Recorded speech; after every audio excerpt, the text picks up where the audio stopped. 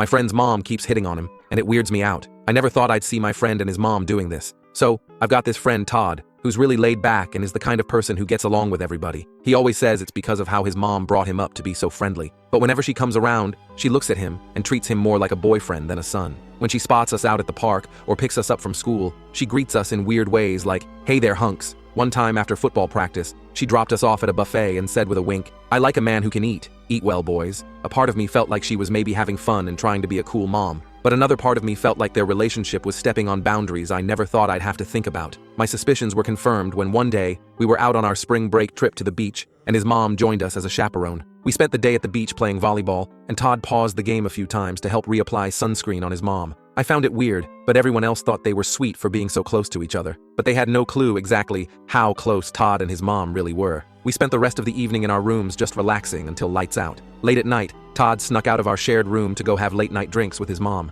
I snuck out and secretly followed him, too curious to fall asleep. There, I sat at a table far away in the shadows of the bar and began panicking while I watched him put his arm around her and suddenly lean in for a kiss. Before it could happen, I jumped out and approached them yelling, "No, absolutely not." I yanked Todd out of his seat, and he scrunched up his face, looking angry and confused, asking me what I was doing there at the bar with them. I pointed at his mom, who appeared shocked and teary-eyed, and asked, "What the heck, dude? Why were you about to kiss your mom?" Todd stared at me for a moment while his expression changed from angry to calm before bursting into laughter. He pointed his mom's red eye and said, "Look, she has an eyelash that's really irritating her." I leaned in to blow some air into her eye to help it go away. I felt really embarrassed, realizing that I may have jumped to conclusions, but I wasn't fully convinced, and asked about him putting his arm around her shoulders. He explained that they were taking a selfie, so he leaned in closer. I just happened to be at an angle where I couldn't see the phone. He picked up his mom's phone and showed me the picture they had just taken, which seemed perfectly normal. At that point, I was too embarrassed to stay with them any longer. I apologized and walked quickly back to my room.